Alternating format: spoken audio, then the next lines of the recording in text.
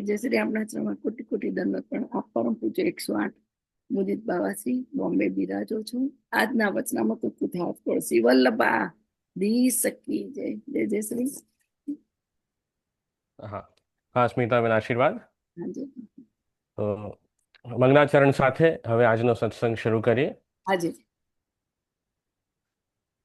ચિંતા સંતાન હંતારો યત્પાદાંબુજરેણવઃ સ્વીયાનાંતાન નિજાચાર્યાન પ્રણમામિ મુહુર્મુહુ યદનુગ્રહતો જંતુઃ સર્વદુઃખાતિગો ભવેત તમહં સર્વદા વંદે શ્રીમદ્વલ્લભનંદનમ અજ્ઞાનતિમિરાંધસ્ય જ્ઞાનાંજનશલાકયા ચક્ષુરુન્મીલિतं येन તસ્मै શ્રીગુરવે નમઃ. નમામિ હૃદયે શેષે નીલાક્ષીરાબ્ધિશાયિનમ લક્ષ્મીસહસ્રલીલાભી સેવ્યમાनं કલાનિધિં ચતુર્ભિશ્ચ ચતુર્ભિશ્ચ ચતુર્ભિશ્ચ ત્રિભિस्तथा ષડ્ભૈર્વિરાજતે યોऽસૌ પંચધારદયે મમ.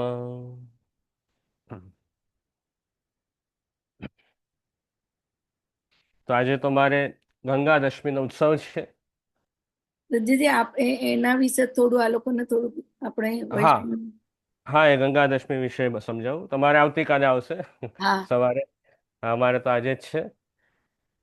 તો ગંગા દશમીના ઉત્સવની ખૂબ બધાઈ. આપને પણ વધાઈ દે જશે. હા,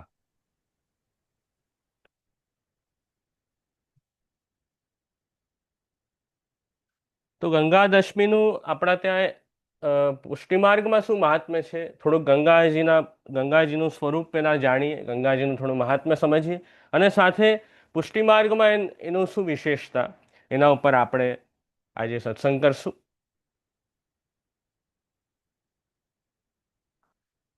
તો ગંગાજીનું આપણે જોઈએ તો ગંગાજીનું પ્રાગટ્ય કેવી રીતે થયું. શ્રી ગંગાજીને શ્રી મહાપ્રભુજી શું આજ્ઞા કરી એમનાષ્ટકમાં, ચરણ પદ્મજા. ગંગાજીને ચરણ પદ્મજા કહેવાય છે. એટલે ભગવાન કૃષ્ણના ચરણ કમલથી જે પ્રગટ થયા એ શ્રી ગંગાજી. આપણા ત્યાં આવે છે કથા કે જ્યારે શ્રી વામન અવતાર સમયે, જ્યારે શ્રી વામન ભગવાન આ બલિરાજાની યજ્ઞશાળામાં પધાર્યા અને બલિરાજાએ કહ્યું કે આપ જે આપને ઈચ્છા હોય માંગો મારા પાસે. તો એ સમયે વામન ભગવાને 3 પગ ભૂમિ માંગી, 3 પગથી જેટલી જગ્યા આપી શકે એટલી જગ્યા આપે માંગી. અને પછી શ્રી વામન ભગવાને વિરાટ રૂપ ધારણ કર્યો, જેમાં પેલું ચરણ આપે આગળ પધરાવ્યું, એમાં તો આખી ભૂમંડળ આખું આવી ગયું, પૃથ્વી આવી, બધું ભૂમંડળ બધું આવી ગયું, પૃથ્વી આવી ગઈ, બધું આવી ગયું. અને બીજું ચરણ આપે આગળ પધરાવ્યું, એ ચરણમાં ઉપરના બધા લોકો આવી ગયા, સ્વર્ગ, અંતરિક્ષ. અને એ જ વામન ભગવાને વિરાટ રૂપ ધારણ કર્યું. એટલે એ ચરણ જ્યારે આપે આગળ પધરાવ્યું તો એ આપશ્રી ભગવાન વામન ભગવાનનું ચરણ ક્યાં સુધી પધાર્યું કે બ્રહ્માજીના લોક સુધી. સૌથી ઉપર છે બ્રહ્મલોક, તો સત્યલોક બહુ ઉપર છે, ત્યાં સુધી આપનું ચરણ વામન ભગવાનનું પધાર્યું. અને પછી બ્રહ્માજીને ઈચ્છા થઈ કે ઓહો, ભગવાન શ્રી વામન ભગવાનના ચરણારવિંદ આજે મારા લોકમાં પધાર્યા છે, સત્યલોકમાં. એટલે પછી બ્રહ્માજીએ એમના કમંડલમાં જે જલ હતું એ જલથી ભગવાનના ચરણારવિંદને સ્નાન કરાવ્યું. એટલે એ ભગવાન ચરણારવિંદનું જે સ્નાન કરેલું જલ પછી ગંગાજી રૂપે પ્રગટ થયું. એ જ જળને આપણે ગંગાજી કહીએ. એટલે ગંગાજીનું પ્રાગટ્ય જે છે એ ભગવાનના ચરણ કમલથી થયું. અને ગંગાજી પહેલા સ્વર્ગલોકમાં તો બિરાજી રહ્યા હતા, સ્વર્ગલોકમાં તો બિરાજી રહ્યા હતા, પણ પૃથ્વી ઉપર નહોતા પધાર્યા, આ ભૂતલ ઉપર નહોતા પધાર્યા ગંગાજી. એટલે આપણા ત્યાં ભાગવતજીમાં કથા આવે છે કે બહુ મોટા એક રાજા થયા, ભગીરથ રાજા. એમને એવી ઈચ્છા થઈ કે હું ગંગાજીને પૃથ્વી ઉપર પધરાવું સ્વર્ગથી. તમે ભાગવતજીનો 9મો સ્કંદ વાંચો ને તો એમાં આ કથા તમને મળશે, 9મા સ્કંદમાં, જ્યાં ભગીરથ રાજાએ ખૂબ તપસ્યા કરી, ખૂબ તપ કર્યું ગંગાજીને પ્રસન્ન કરવા કે હે ગંગાજી, આ ભૂમિ ભૂતન ઉપર જલ્દી પધારો. પછી ગંગાજીએ એમની તપસ્યાથી પ્રસન્ન થઈ ભગીરથ રાજાને દર્શન પણ આપ્યા. પણ ગંગાજીએ 2 કારણ આપ્યા કે હું પૃથ્વી પર પધારું આવું, પણ એમાં 2 કારણ છે કે હું હમણાં નથી પધારી શકતી પૃથ્વી પર. તો ભગીરથ રાજાએ પૂછ્યું શું કારણ છે? પહેલું કારણ ગંગાજીએ કહ્યું કે હું યદિ સ્વર્ગથી પૃથ્વી ઉપર પધારું તો મારું જલનું જે પ્રવાહનો વેગ છે એ બહુ વધારે છે. તો એ જલ પ્રવાહના વેગથી એ વેગને કોઈ ધારણ કરવા વાળા હોવા જોઈએ, નહીં તો મારો વેગ, જળનો વેગ એટલું વધારે છે કે જળ જે છે પૃથ્વીને ફોડીને એ રસાતલમાં મારું જલ વહી જશે.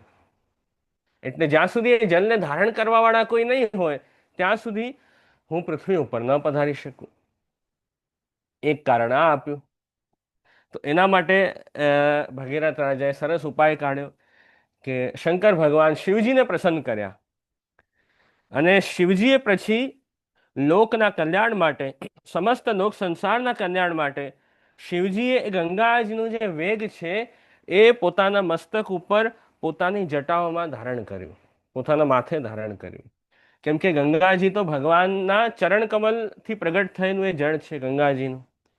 તો શિવજી તો ભગવાન કૃષ્ણના ભક્ત છે, પરમ વૈષ્ણવ છે શિવજી તો. એટલે એ ભગવાનના ચરણારવિંદથી પ્રગટ થયેલું જળ ગંગાજી એ શિવજીને પોતાના મસ્તક ઉપર ધારણ કરવામાં અત્યંત આનંદ થયો, બહુ પ્રસન્નતા થઈ કે એ પ્રભુનું જળ, એ ગંગાજળ હું મસ્તકે ધારણ કરું, એ તો કેટલી આનંદની વાત છે. એટલે પછી શિવજીએ ગંગાજળ પોતાની જટાઓમાં, પોતાના મસ્તક ઉપર ધારણ કર્યું, જેનાથી એ વેગ જે છે ગંગાજળનો જે બહુ વધારે હતો એ થોડો ઓછો થયો, અને પછી ગંગાજી આનંદથી પૃથ્વી ઉપર પધારી શક્યા. બીજું હજી એક કારણ આપ્યું ગંગાજી કે હું પૃથ્વી ઉપર તો પધારું, પણ એક સમસ્યા એ છે કે બધા લોકો, હવે ગંગાજી તો બહુ મોટું તીર્થ છે, બરાબર, તો બધા લોકો તીર્થ સેવન કરવા આવશે, તો લોકો ગંગાજળમાં સ્નાન કરશે, ગંગાજળનું પાન કરશે, તો શું થશે કે ગંગાજી તો બધાના પાપો દૂર કરી દે, બરાબર, બધાના પાપોને દૂર કરે એ આપનું મહાત્મ્ય છે. તો ગંગાજી એ કીધું કે બધા પોતપોતાના પાપો જે છે એ ગંગાજળમાં ધોઈ દેશે. પણ આ ગંગાજળ કેવી રીતે પવિત્ર થશે? બધા આવશે લોકો તીર્થમાં, તીર્થ સેવન કરશે, બધાના પાપ અહીંયા મૂકી જશે, તો પાપોનો ઢગલો તો અહીંયા ભેગો થઈ જશે, પાપોનો ઢગલો અહીંયા ભેગો થઈ જશે, તો આ પછી જળ પવિત્ર કેમ થશે? એનું શું કરવું? બધા પાપ અહીંયા ભેગા કરીને શું કરવા? પછી એ ગંગાજળ પછી કેમ પવિત્ર રહેશે? આટલા બધા પાપીજનો અહીંયા આવી જશે, બધા પાપ અહીંયા આવશે. તો આ સમસ્યાના સમાધાન રૂપે આવ્યું કે જ્યારે ભગવાનના ભક્તો ભગવાનની આજ્ઞાથી ગંગાજી જેવા તીર્થનું સેવન કરશે, ત્યારે એ ભક્તોના હૃદયમાં જે બિરાજમાન જે ભગવાન છે, જે સમસ્ત પાપોનું નષ્ટ કરે છે, એ ભગવાન જે છે એ ગંગાજીને પુનઃ પવિત્ર કરી દેશે. આ જ ભગવાનના ભક્તોનું મહાત્મ્ય છે કે ભગવાનના ભક્તો કોઈ સકામ ઈચ્છાઓની પૂર્તિ માટે તીર્થમાં નથી જતા, પણ ભગવાન કૃષ્ણના જે ભક્તો છે એ ભગવાનની આજ્ઞા છે, મહાપ્રભુજી પણ આજ્ઞા કરી છે કે આપણે પ્રભુનું સ્મરણ કરતા કરતા પ્રભુમાં મન રાખી એ તીર્થ સેવન કરવું જોઈએ. એટલે ભગવદ આજ્ઞાથી આપણે તીર્થમાં જઈએ છીએ ભગવાનનો સંબંધ વિચારીને કે જો ગંગાજળ એ ભગવાનના ચરણકમલથી પ્રગટ થયું, એટલે ભગવાનનો સંબંધ છે, એટલે આપણે જવું જોઈએ, અને ભગવદ આજ્ઞા છે, એટલે આપણે નિષ્કામ ભાવે તીર્થ સેવન ભગવાન કૃષ્ણના ભક્ત કરવા જાય છે, કોઈ ફલની ઈચ્છાથી તો જતા નથી. એટલે ઠાકુરજીએ એમ આજ્ઞા કરી કે જ્યારે ભગવાનના ભક્તો જશે ને ગંગાજી જેવા મોટા તીર્થોમાં તીર્થ સેવન કરવા, ત્યારે એ ભક્તના હૃદયમાં ભગવાન બિરાજે છે. એ ભગવાનના સંબંધથી જ એ ગંગાજળ પુનઃ પવિત્ર થઈ જશે, અને જે પાપોનો ઢગલો ત્યાં ભેગો થયો હતો તીર્થમાં, એ પણ બધું દૂર થઈ જશે, એ પણ બધું મટી જશે અને ગંગાજળ પાછું પવિત્ર થઈ જશે. એટલે ભક્તો માટે કહેવાયું છે કે તીર્થી કુર્વંતી તીર્થાની, કે તીર્થોને પણ તીર્થીકરણપણું એ ભક્તો કરે છે. તો એટલું ભગવત ભક્તનું મહાત્મ્ય ઠાકુરજીએ બતાવ્યું. તો આ કથા ભાગવતજીમાં આવી એટલે એ જ મહાત્મ્ય થયું ગંગાજીનું, કે આજના દિવસે ગંગાજી જે છે એ ભૂતન ઉપર પધાર્યા. ભગીરથ રાજાએ ગંગાજીને પ્રસન્ન કર્યા અને આ સ્વર્ગથી આ પૃથ્વી ઉપર ભૂતન ઉપર આ પધાર્યા. એટલે ખાસ ઠાકુરજી સન્મુખ પણ આ કીર્તન ગવાય છે. આગે આગે ભાજ્યો જાત ભગીરથ કો રથ, પાછે પાછે આવત રંગ ભરી ગંગ. આ કીર્તન ખાસ પ્રણાલિકામાં લખ્યું હોય છે કે આજે ગવાય છે પ્રભુ સન્મુખ રાજભોગ દર્શનમાં, કે એ ભગીરથ રાજાનું રથ જે છે આગળ આગળ જઈ રહ્યું છે અને પાછળ આનંદથી એમની ભક્તિથી પ્રસન્ન થઈને ગંગાજી જે છે એ પધારી રહ્યા છે. અને જન્મલાત અતિ ઉજ્જવલ જલ જ્યોતિ, અબ નિરખત માનો શીશ ભર મોતી ન મંગે. અને એ ગંગાજળ એટલે એકદમ ઉજ્જવલ છે, ખૂબ સુંદર ગંગાજળ છે. અને ભગીરથ રાજાની કથા તમે વાંચશો ભાગવતજીમાં તો એમ પણ આવશે કે એમના જે પૂર્વજો હતા એમનો પણ એમને ઉદ્ધાર કરવો હતો, એટલે એમણે ગંગાજીને પધરાવ્યા અને એ જળથી પછી એમના પૂર્વજોનો પણ જે રાજાઓ હતા એમનો ઉદ્ધાર થયો. તો એ બધું પ્રસંગ છે. એટલે આપણે કોઈ પણ મોટું કામ કરવું હોય તો લોકો એમ કે આ ભગીરથ કાર્ય છે. એટલે ભગીરથ રાજાએ આ મોટું કાર્ય કરીને ગંગાજીને પ્રસન્ન કરીને પૃથ્વી ઉપર પધરાવ્યા, તો એ બહુ મોટું ભગીરથ મોટું કાર્ય છે એમ લોકો કે. તો આ તો આજના દિવસે જે લોકમાં પ્રસિદ્ધ છે જે ગંગાજીનું મહાત્મ્ય, એ કથા મેં તમને કહી જે ભાગવતજીમાં આવે છે. પણ પુષ્ટિ માર્ગમાં આજના ગંગા દશમીનું શું વિશેષ મહાત્મ્ય એના ઉપર જાણીએ. પહેલા તો આપણે ગંગાજીનું સ્વરૂપ જાણ્યું કે કેવી રીતે પ્રગટ થયા, અને લોક પ્રસિદ્ધ મહાત્મ્ય તો આ છે કે ગંગાજી ભૂતન ઉપર પધાર્યા આજે. એટલે બધા એનું ખૂબ ઉજવે છે. મર્યાદા માર્ગમાં તો ઘણું મહાત્મ્ય છે, પણ પુષ્ટિ માર્ગમાં એનું વિશેષ મહાત્મ્ય ગંગા દશમીનું એ છે જે શ્રી મહાપ્રભુજીએ યમનાષ્ટક સ્તોત્રમાં આજ્ઞા કરી છે. શું આજ્ઞા કરી છે શ્રી વલ્લભે યમનાષ્ટકમાં? યમનાષ્ટક સ્તોત્રનું 5મો શ્લોક આપણે જોઈએ તો ખૂબ સુંદર શ્રી વલ્લભની આજ્ઞા છે. યયા ચરણ પદ્મજા મુરરિપોહ પ્રિયમ ભાવુકા, સમાગમન તો ભવત સકલ સિદ્ધિદા સેવતામ. આ શ્લોક તો બધાને યાદ જ હશે. આ શ્લોકમાં શ્રી મહાપ્રભુજી શું આજ્ઞા કરી કે યયા ચરણ પદ્મજા મુરરિપોહ પ્રિયમ ભાવુકા. ચરણ પદ્મજા એટલે ગંગાજી, બરાબર? એ ગંગાજી પણ ભગવાન કૃષ્ણને પ્રિય ક્યારે થયા? સમાગમન તો ભવત સકલ સિદ્ધિદા સેવતામ. જ્યારે ગંગાજીનું સમાગમ સંગમ શ્રી યમુનાજી સાથે થયું ત્યારે એ ગંગાજી પણ ભગવાન કૃષ્ણને મુરારીપોહ પ્રિયમ ભાવુકા, જે મુરારી છે ભગવાન કૃષ્ણ છે એમને પણ એ ગંગાજી અત્યંત પ્રિય થયા. કેમ? શ્રી યમુનાજીના કારણે. કેમ કે યમુનાજીનું સંગમ સમાગમ થયું ને શ્રી ગંગાજી સાથે, એના કારણે. અને સકલ સિદ્ધિદા સેવતામ. તો યમુનાજીના કારણે, યમુનાજીના સંગમના કારણે અને ગંગાજીમાં યમુનાજીનો આવેશ આવ્યો. એટલે શ્રી યમુના આવિષ્ટ એ ગંગાજીનું જે સ્વરૂપ છે એ સ્વરૂપ પછી યમુનાજીની વતત થઈ ગયું. પછી એ સંગમ ક્યાં થયું ગંગાજીનું યમુનાજી સાથે? તો પ્રયાગરાજ. આપણે અડેલ બેઠકજી છે ને મહાપ્રભુજીના, અડેલ શ્રી મહાપ્રભુના બેઠકજી છે ત્યાં જ પાસે એ પ્રયાગરાજ બહુ મોટો તીર્થ છે. મહાપ્રભુજી પણ આપે જ્યારે સ્થાયી વાસ કર્યો 20-25 વર્ષ ભારત પરિક્રમા કર્યા પછી જ્યારે એક સ્થાન આપ ક્યાં બિરાજે? અડેલમાં. અને ત્યાં રહી આપણે આનંદથી ભગવત સેવા કરી. તો ત્યાં જ એ પ્રયાગરાજ તીર્થ છે, જ્યાં ત્રિવેણી સંગમ કહેવાય છે. ગંગાજી, યમુનાજી અને સરસ્વતી નદી, એ ત્રણેયનું સંગમ ત્યાં થયું છે. તો એ સ્થળ છે. તો ત્યાં એ જગ્યાએ એ ગંગાજીને પણ યમુનાજી વત જ આપણે સેવન કરીએ છીએ. પછી મળી ગયા ગંગાજી યમુનાજીમાં, બરાબર. પછી ગંગાજીનું અલગ સ્વરૂપ માનવામાં નથી આવતું એ સ્થાન પર, કેમ કે હવે તો યમુનાજીમાં સમાઈ ગયા ને, મળી ગયા, એટલે યમુનાજી વત જ પછી ગંગાજીનું સ્વરૂપ થયું. પછી જેમ યમુનાજી જે છે એ ભગવાનને પ્રિય થયા, અને યમુનાજી જેમ સકલ સિદ્ધિઓનું દાન કરે છે, એમ એ યમુનાજી સાથે જે સંગમ મળેલું જે સ્વરૂપ છે ગંગાજીનું, યમુના આવિષ્ટ જે ગંગાજીનું સ્વરૂપ છે, એ પણ હવે સકલ સિદ્ધિનું દાન કરી શકે.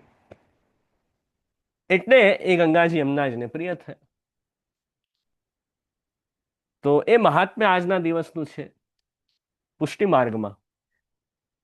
અને આગળ 7મા શ્લોકમાં પણ એ આજ્ઞા શ્રી મહાપ્રભુજી કરી છે. અતોસ્તુ તવ લાલના સુરધુની પરમ સંગમાત તવૈવ ભુવિ કીર્તિતા ન તુ કદાપી પુષ્ટિ સ્થિતૈ. તો આમાં શું શ્રી વલ્લભે આજ્ઞા કરી 7મા શ્લોકમાં, કે જે પુષ્ટિ માર્ગીય વૈષ્ણવો છે, જે પુષ્ટિ ભક્તિ માર્ગ ઉપર જે ચાલી રહ્યા છે, એમને કોઈ સકામ ફળની તો કામના નથી કે એ ગંગાજીના તીર્થમાં જઈને સેવન કરે. આપણે તો નિષ્કામ ભાવે પ્રભુની સેવા કરી, આપણે કોઈ ફળની કામના નથી મર્યાદા માર્ગમાં જે લોકો છે એમની જેમ. તો પુષ્ટિજીવો જે છે, પુષ્ટિ ભક્તિ માર્ગના જે લોકો છે, એ લોકો ગંગાજીની સ્તુતિ કેમ કરે છે, એ લોકો કેમ ગંગાજીનું મહાત્મ્ય ગાય છે? તો એનું કારણ શ્રી મહાપ્રભુજીએ સમજાવ્યું કે અતોસ્તુ તવ લાલના સુરધુની પરમ સંગમાં તવૈવ ભુવિ કીર્તિતા ન તુ કદાપી પુષ્ટિ સ્થિતિ. કે એ ગંગાજી સાથે યમુનાજીનું સંગમ થયું ને, સમાગમ થયું, એટલે જે પુષ્ટિ ભક્તિ માર્ગીય વૈષ્ણવ છે એ ગંગાજીની પણ સ્તુતિ કરે છે યમુનાજીના કારણે. નહીં તો જો ગંગાજી સાથે યમુનાજી ન મળ્યા હોત તો પછી આપણે પુષ્ટિજીવો જે છે એ પછી ગંગાજીની એટલી સ્તુતિ કરવાનું ત્યાં પ્રસંગ ના હોત. પણ હવે શ્રી યમુનાજીના કારણે જે ભગવાન કૃષ્ણની કૃપા શક્તિ છે, એ ગંગાજીની પણ આપણે ખૂબ સ્તુતિ કરીએ છીએ. અને જ્યારે પણ ગંગાજીના ઘાટ ઉપર જઈએ, જેમ હરિદ્વારમાં, કાશીમાં, પ્રયાગરાજમાં, ત્યારે આપણે એ યમુનાજીનું સ્મરણ કરીએ છીએ. ગંગાજીના દર્શન કરીને પણ આપણે યમુનાજીનું સ્મરણ કરીએ છીએ. તો એ વૈષ્ણવોનું મહાત્મ્ય છે, તો એટલે સ્તુતિ કરીએ. આપણા શાસ્ત્રોમાં પણ એક કથા આવે છે કે એકવાર ગંગાજીને એવી ઈચ્છા થઈ કે જેમ જો ઠાકુરજી યમુના જળમાં તો કેટલા આનંદથી સ્નાન કરે છે. હમણાં આપણે ઉષ્ણકાળનો સેવાનો પ્રકાર ચાલે છે ઠાકુરજીના સેવા ક્રમમાં, તો આપણે ખાસ ઠાકુરજી આગળ યમુના જળનો થાળ પધરાવી, યમુનાજીનું થાળ પધરાવી પ્રભુ આગળ. અને હમણાં તો હવે ગંગા દશમીથી સ્નાન યાત્રા સુધી એ યમુનાજીના ખાસ ભાવથી આપણે સેવા કરીએ. અને યમુના જળમાં ખાસ ઠાકુરજી જલ વિહાર કરવા પધારે, જલ ક્રીડા કરવા પધારે ભક્તો સાથે. અને ઠાકુરજીને બહુ ગમે. ઉષ્ણકાળમાં તો વિશેષ પ્રભુને આનંદ થાય યમુના જળમાં સ્નાન કરવામાં, યમુના જલ ક્રીડા કરવામાં. તો ઠાકુરજીની તો કેટલી બધી લીલાઓ યમુનાજીમાં જ થાય. તો એટલું બધું મહાત્મ્ય, ખાસ યમુના જળમાં સ્નાન કરે. તો એકવાર ગંગાજીને એમ થયું કે જો ઠાકુરજી યમુનાજીમાં તો કેટલા આનંદથી સ્નાન કરે છે યમુના જળમાં, તો મારા ગંગા જળમાં એ ભગવાન કેમ સ્નાન નથી કરતા? એમ ગંગાજીને એકવાર ઈચ્છા થઈ મનમાં. કેમ કે ગંગા જળ તો છોડેલું જળ છે ને, ભગવાનના સ્નાનનું જળ છે. એકવાર ચરણારવિંદમાં મેં કીધું ને, બ્રહ્માજીએ સ્નાન કરાવ્યા અને એ જે જળ પ્રગટ થયું એ ગંગાજી છે. તો એકવાર ભગવાનના સ્નાન થઈ ગયા જે જળમાં, પછી ઠાકુરજી થોડી પાછું એ જળમાં સ્નાન કરે, તો એ છોડેલું જળ કહેવાય ગંગાજીનું. તો ફરી ઠાકુરજી ગંગાજીમાં સ્નાન ના કરે. પણ ગંગાજીનું તો મનોરથ છે કે ઠાકુરજી એ મારા જળમાં સ્નાન કરે. એટલે પછી ગંગાજીએ વિચાર્યું કે હું જો યમુનાજીમાં મળી જાઉં તો ઠાકુરજી મારા જળમાં સ્નાન કરશે. ગંગાજીને એવી મનોરથ થયો. એટલે પછી ગંગાજીનો સમાગમ યમુનાજી સાથે થયો અને પછી યમુના જળમાં ઠાકુરજીએ સ્નાન કર્યું એટલે ગંગાજીના પણ મનોરથ પૂર્ણ થયા. એમ પણ કથા આવે છે આપણા ત્યાં.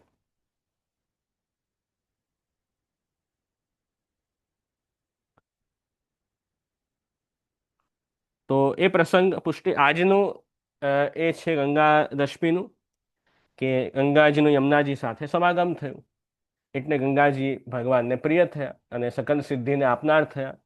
તો આ મહાત્મ્ય ખાસ બધા યાદ રાખજો વૈષ્ણવ.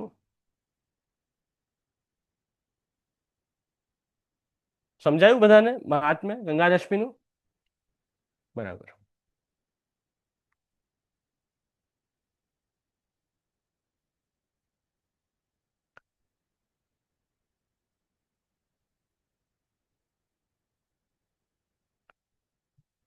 હવે થોડું હજી આજે આપણે વિશેષ સત્સંગમાં મેં વિચાર્યું કે થોડુંક શિક્ષાપત્રનું સત્સંગ કરી.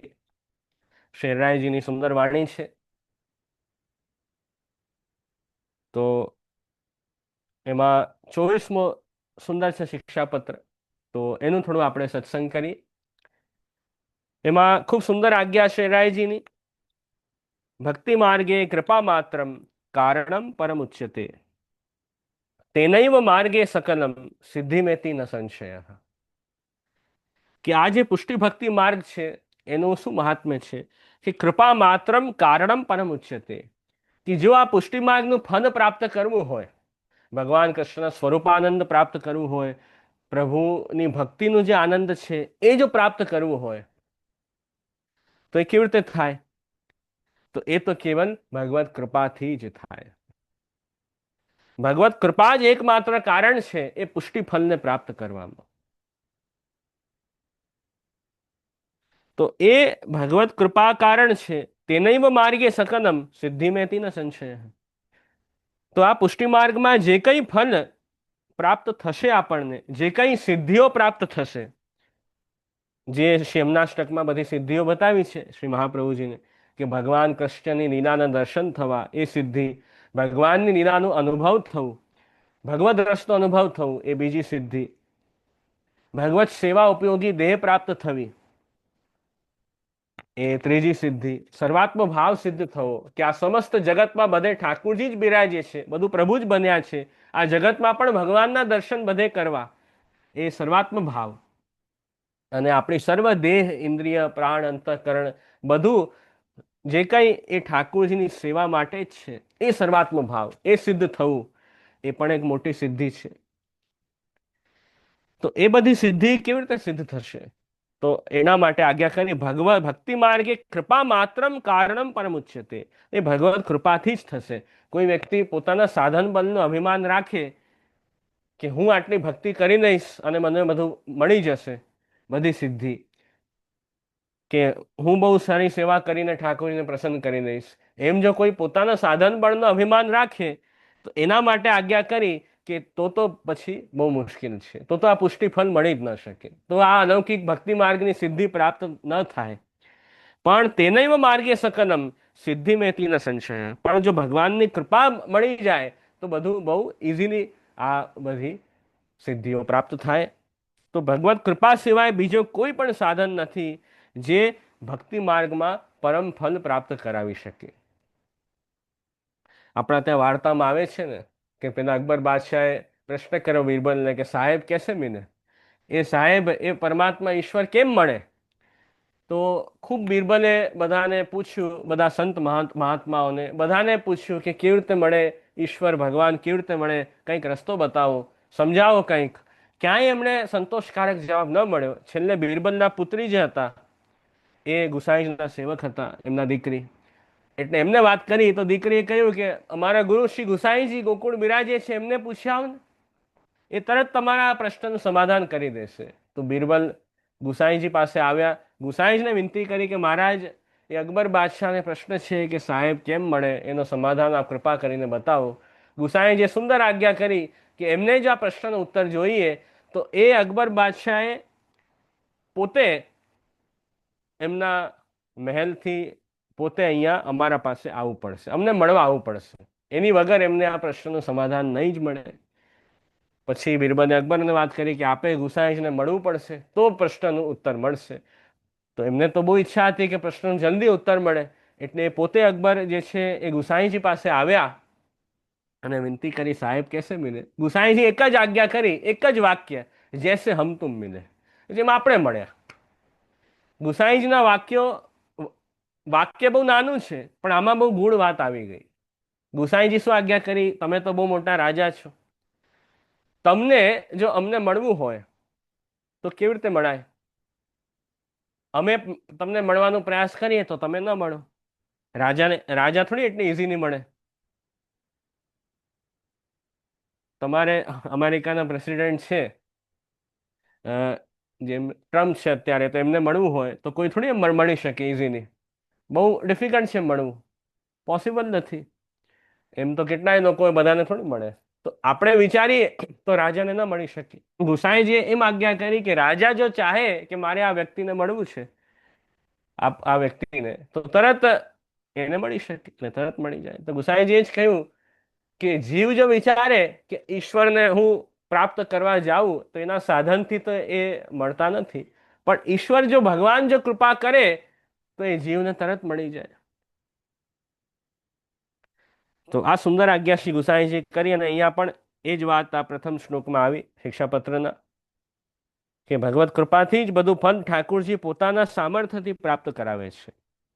તો આપણે જે છે ભગવાનની કૃપા ઉપર વિશ્વાસ રાખવો, પોતાના સાધનનો અભિમાન ન રાખવો, પણ ભગવત કૃપા ઉપર આપણે ભરોસો રાખવો કે જે કંઈ થશે ભગવત કૃપાથી જ થશે. આપણે તો જેમ શ્રી વલ્લભે આજ્ઞા કરી છે એમ ભક્તિ સેવા સ્મરણ કરીએ છીએ, પણ અંતે બધું ઠાકુરજી જ સિદ્ધ કરાવશે. એવો વિશ્વાસ, એવો દ્રઢ વિશ્વાસ ભગવાનમાં રાખો.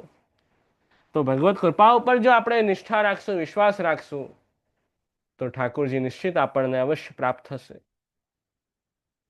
અને એ પણ સુંદર આગળ આજ્ઞા કરી કે સાતુ સ્વાચાર્ય શરણાગતો તૈર જ્ઞાપિત પ્રભુ યદૈવ કુરુતે કૃષ્ણ તદા ભવતી સર્વથા. અને મહાપ્રભુજીની કૃપા તો જુઓ, મહાપ્રભુજીએ ભગવાન કૃષ્ણને આપણા વતી વિનંતી કરી છે કે અરે શ્રી કૃષ્ણ, અરે શ્રી ઠાકુરજી, આ જીવ જે છે એ આપના શરણે આવ્યો છે. મહાપ્રભુજી આપણો બ્રહ્મ સંબંધ કરાવ્યો, એટલે મહાપ્રભુજી ઠાકુરજીને વિનંતી કરી કે આપ આ જીવનો જલ્દી સ્વીકાર કરો, જલ્દી આનો સ્વીકાર કરો, આની સેવા સ્વીકારો, આના ઉપર કૃપા કરો. તો જો આપણે શ્રી મહાપ્રભુજીના શરણે જશું તો ઠાકુરજી આપણને અવશ્ય પ્રાપ્ત થશે. બરાબર? કેમ કે આપણા મહાપ્રભુજીએ તો વિનંતી કરી જ છે ઠાકુરજીને કે આ જે શરણે આવ્યો છે એનો આપ સ્વીકાર કરો. તો આપણે શ્રી વલ્લભના શરણે જશું તો ઠાકુરજી જલ્દી મળી જશે. આપણા સાધનોથી પ્રયાસ કરશું તો એ ઠાકુરજી નહીં મળે, પણ વલ્લભના શરણે જશું તો મહાપ્રભુજી આપણને જલ્દી ઠાકુરજી પ્રાપ્ત કરાવી દેશે. મહાપ્રભુજીના બતાવેલા રસ્તે જો ચાલશું તો ભગવાન જલ્દી મળશે. આપણે કોઈ નવો રસ્તો શોધવા જશું ભગવાનને પ્રાપ્ત કરવાનો તો ઠાકોરજી મળશે નહીં. આપણને ક્યાં કંઈ ખબર છે? આપણે તો સાવ અજાણ્યા છીએ. આપણે ન ઠાકોરજીનું સ્વરૂપ જાણતા હતા, ન આપણે કોણ છીએ જીવનું સ્વરૂપ જાણતા હતા, ન ભગવત પ્રાપ્તિનો રસ્તો આપણને ખબર હતી. એ તો શ્રી વલ્લભ પ્રગટ થયા કૃપા કરીને અને આપણને ભગવત પ્રાપ્તિનો માર્ગ, આ સુંદર પુષ્ટિ માર્ગ આપ્યો, તો આપણને ઠાકોરજીને કેમ પ્રાપ્ત કરવા એનો રસ્તો આપણને મળ્યો. તો ભગવાન કૃષ્ણએ આપણે ઉપર કૃપા દ્રષ્ટિ ક્યારે રાખશે?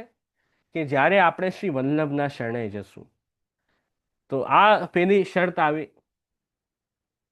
એના વગર તો કૃપા દ્રષ્ટિ નહીં જ થાય. જેમ તમને ઉદાહરણ આપું, જેમ બહુ મોટો કોઈ ટાવર હોય, એમાં 100 માળ હોય, 100 ફ્લોર્સની બિલ્ડિંગ હોય. હવે એમાં આપણે એકદમ ઉપર ટેરેસ પર જવું છે તો કેમ પહોંચશું?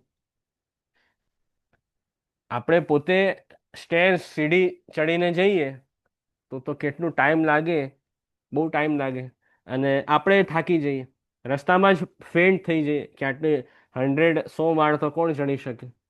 પણ લિફ્ટમાં જો આપણે ચડી જઈએ, લિફ્ટમાં આપણે ચડી જઈએ તો તરત આપણને બસ 2-5 મિનિટમાં જ જે છે આપણે ઉપર સુધી એકદમ વગર થાકે ઇઝીલી આપણે પહોંચી જઈએ.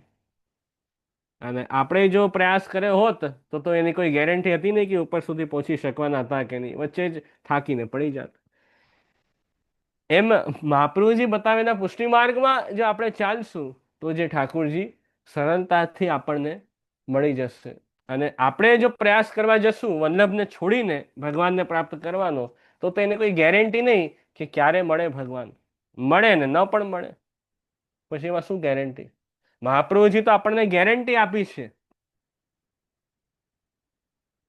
કે બ્રહ્મ સંબંધ કરણાત સર્વેશામ દેહ જીવયો સર્વ દોષ નિવૃત્તિ દોષા પંચ વિધાસ્મૃત, કે જે જીવ આ બ્રહ્મ સંબંધ લઈને ભગવત સેવા શરૂ કરશે એ જીવના સર્વ દોષ દૂર થશે, અને એ જીવને પછી ભગવત સેવામાં પ્રતિબંધક કોઈ દોષ પણ પછી વચ્ચે નહીં આવે, અને એ જીવને ઠાકુરજી છોડશે નહીં. આ પ્રોમિસ તો ઠાકુરજી જ મહાપ્રભુજીને આપી છે. તો એટલે એક ગેરંટી થઈ ગઈ ને, આપણને એક વિશ્વાસ થયો આપણને કે નહીં, અષ્ટાક્ષર દીક્ષા બ્રહ્મસંબંધ લઈને આપણે વલ્લભની આજ્ઞાથી પુષ્ટિ માર્ગ ઉપર ચાલીએ છીએ તો નિશ્ચિત જે છે ઠાકુરજી આપણને મળશે જ, એ ગેરંટી આવી ગઈ.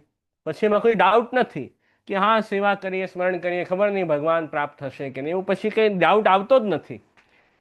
તે 100% ગેરંટી મહાપ્રભુજી આપણને આપે કે થશે જ, ભગવાન મળશે જ.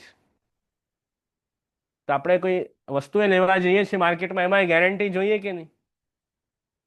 ગેરંટી કોઈ આપતા હોય તો તરત આપણે લઈએ, જેમ કંપનીની ગેરંટી હોય કે તને કોઈ વસ્તુ બગડે તો 2 વર્ષ 5 વર્ષમાં તમને રિપ્લેસ કરી આપશું નવું, તો આપણે તરત વિશ્વાસ થાય કે ના ના એવું હોય તો આ જ લઈએ. અને ગેરંટી વગર કોઈ વસ્તુ આપણને આપતો હોય તો આપણે ના લઈએ કે ના ના આ નથી લેવું, આપણને આવું શું કામનું બગડ્યું તો પછી આપણે તો હેરાન ને. એમ આપણને મહાપ્રભુજી ઠાકુરજી પ્રોમિસ આપી છે, પણ શરત એ છે કે આપણે મહાપ્રભુજી જેમ કહ્યું છે એમ કરવું પડશે. શરત એ છે કે ગેરંટી ક્યારે, ઠાકુરજીએ જે પ્રોમિસ આપી છે મહાપ્રભુજીને, એ પ્રોમિસ જે છે એ ક્યારે આપણા ઉપર વ્યવસ્થિત જે છે એ આપણા માટે ફૂલફિલ થશે, અને ફલ ક્યારે મળશે કે જ્યારે આપણે વલ્લભની જેમ કહ્યું છે એમ આપણે કરશું. તો જે મહાપ્રભુજીએ ના પાડી છે એ છોડશું. અન્યાશ્રયનો ત્યાગ કરવો, અસમર્પિત વસ્તુનો ત્યાગ કરવો, એક દ્રઢ આશ્રય પ્રભુનો રાખવો, પ્રભુને બને એટલું વધારે ઠાકુરજી ભગવાન કૃષ્ણને સમર્પિત જીવન જીવવું. જો એમ પ્રકારે આપણે જીવવાનું શરૂ કરશું તો નિશ્ચિત ઠાકુરજીને આપણે પાસે જશું. પણ જો ભગવાનથી દૂર જ રહેશું, સાવ ભગવાનથી વિમુખ જ રહેશું, તો પછી તો ઠાકુરજીથી આપણે દૂર થઈ જશું. પછી તો કેમ કૃપા થશે? મહાપ્રભુજી આપણો પ્રવેશ તો કરાવી દીધો ભક્તિ માર્ગમાં, એન્ટ્રી તો આપી દીધી આપણને, પણ પછી આપણે પણ તો જેમ કહ્યું છે એમ તો કરવું પડશે ને. જેમ બહુ મોટી કોઈ કોલેજ હોય ત્યાં એકવાર એડમિશન મળી જાય, બરાબર, એડમિશન મળી ગયું, બધું ઇન્ટરવ્યુ પણ આપણું પાસ થઈ ગયું, આપણે આવી ગયા એ કોલેજમાં, પણ રોજ ભણવા તો જવું પડશે ને. આપણે એમ કહીએ કે અમને અમારી સીટ રિઝર્વ થઈ ગઈ યુનિવર્સિટીમાં, બસ હવે તો કાંઈ ચિંતા નહીં. પણ સીટ રિઝર્વ થઈ ગઈ એ તો બહુ સારું કર્યું તમે, એ તો બહુ આનંદની વાત છે, પણ એ સીટ રિઝર્વ કર્યા પછી રોજ કોલેજ જવું પડશે, રોજ વાંચવું પડશે, એ બધું તો કરવું જ પડશે ને. આપણે આપણી ડ્યુટી તો કરવી જ પડશે ને. જો એ ના કરીએ તો એ એડમિશન મળે ને એ નકામું જશે, એવું થઈ જશે કે નહીં? તો એવું તો ન થવું જોઈએ ને. તો એમ જ હવે આગળ એ જ આજ્ઞા કરી આ શિક્ષાપત્રમાં કે અતસ્તદાશ્રયો જીવૈર દ્રણૈવ વિધિયતામ યથા અવતાર દિનાયામ તાસામ શ્યમુના મતા યથાવા હરિદાસો હિ પુનિંદીનામ ગિરિર્મતઃ યથાવા અગ્નિકુમારાણામ વ્રતે કાત્યાયની મતા પ્રાદુર્ભૂતા સ્વયં કૃષ્ણો યથા સ્વ પ્રાપણે મતઃ યથાવા દૈન્ય ભાવાત્મા પ્રાદુર્ભાવે સ્વયં મતઃ. ખૂબ સુંદર આજ્ઞા કરી કે જેમ કૃષ્ણ અવતારમાં વ્રજભક્તોને ભગવાન કૃષ્ણ કેવી રીતે મળ્યા, તો જો પેલા જે અગ્નિકુમારિકાઓ હતા એમણે યમનાજનો વ્રત રાખ્યો, જે કાત્યાની વ્રત જેમાં લખ્યું છે ભાગવતમાં, યમનાજનો જ વ્રત છે, અન્ય કોઈ દેવીનો વ્રત નથી. યમનાજનો વ્રત રાખ્યો, યમુનાજીની પ્રસન્નતા માટે સુંદર યમુના રસથી સ્વરૂપ સિદ્ધ કરી એમણે સેવા કરી, તો એના કારણે યમુનાજી એમના ઉપર પ્રસન્ન થયા અને ઠાકુરજી એમને મળ્યા કે નહીં. અને પુલિંદીઓ એમને ગિરિરાજજી દ્વારા ઠાકુરજીએ સ્વીકાર કર્યો, ગિરિરાજનો સંગ એમને હતો એટલે ગિરિરાજજીના કારણે ઠાકુરજી એમની સેવા સ્વીકારી. એમ હવે અનવતાર કાળ છે, એ વખતે તો અવતાર કાળ હતો કે કૃષ્ણ અવતારમાં ઠાકુરજીએ પોતાના સ્વરૂપથી જ ભક્તોનો ઉદ્ધાર કરે. કંઈ ખોટું કરતા વ્રજ ભક્તો તો ઠાકુરજી એમને શીખડાવતા, આમ ને આમ કરો. જેમ ઇન્દ્રયાગ શરૂ કર્યો તો ઠાકોરજીએ બંધ કરાવ્યો કે ઇન્દ્રદેવની પૂજા તમે નહીં, ગોવર્ધન પૂજા કરો. બરાબર? તો કંઈક રોંગ કરતા તો ઠાકોરજી એમને સુધારતા, રાઈટ કરતા, અને પોતાનું સ્વરૂપનું પણ જ્ઞાન ઠાકોરજી પોતે જ કરાવ્યું. એ કોઈ વ્રજ ભક્તો કોઈ શાસ્ત્ર ભણવા નહોતા ગયા, એમને તો ઠાકોરજીએ રમત રમતમાં પોતાના સ્વરૂપનું જ્ઞાન કરાવી દીધું.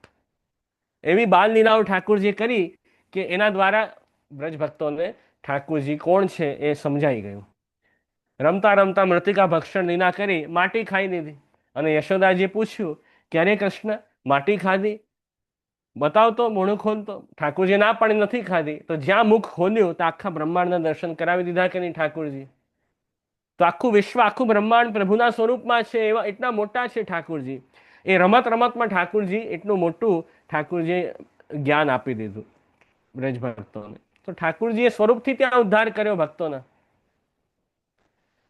એમ હવે અહીંયા આજ્ઞા કરી છે કે તથા પરોક્ષે જીવાનામ પુષ્ટિ સંબંધ સિદ્ધયે શ્રીમદ આચાર્ય સંબંધો નાને દસ્તી સાધને. હવે અનવતાર કાળ છે,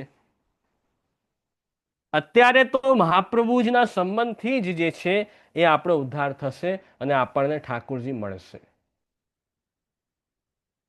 કેમ કે એ વખતે તો અવતાર કાળમાં તો ઠાકોરજી ડાયરેક્ટલી એમના સાથે વાત કરતા હતા ને, વ્રજભક્તો સાથે, અને ડાયરેક્ટલી એમને ગાઈડ કરતા હતા કે શું કરવું શું ન કરવું.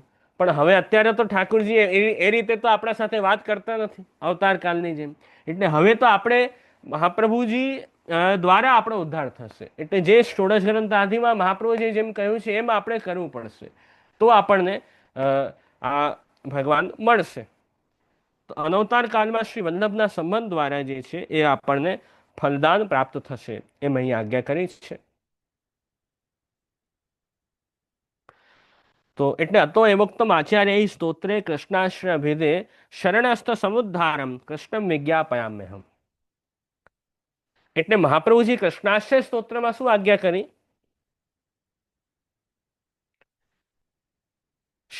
શરણસ્થ સમુદ્ધારમ કૃષ્ણમ વિજ્ઞાપયામ્યહમ.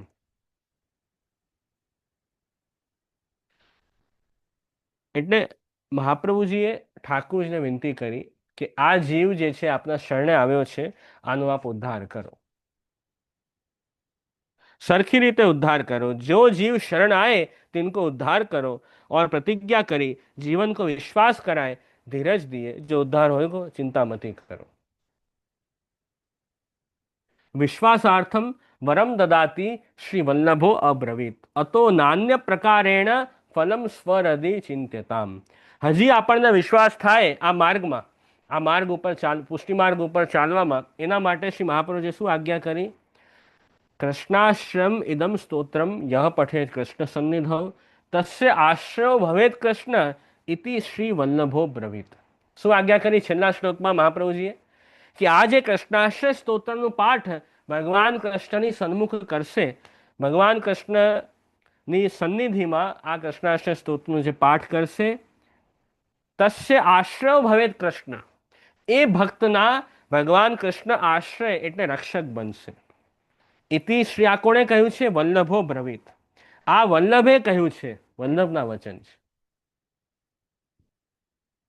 એટલે જો આપણે ઠાકુરજીના શરણે જઈ અને શુદ્ધ ભાવથી કૃષ્ણાશ્રય સ્તોત્ર દ્વારા ભગવાન કૃષ્ણની સ્તુતિ કરશું, તો ભગવાન જે છે એ આપણા રક્ષક બનશે. આપણને બચાવવા વાળા પછી કોણ બનશે? ઠાકુરજી. આપણી રક્ષા કરવા વાળા, આપણને બચાવવા વાળા, આપણો ઉદ્ધાર કરવા વાળા એ ભગવાન કૃષ્ણ બનશે. અને ઠાકુરજી પણ કહેશે કે હું તારો રક્ષક છું.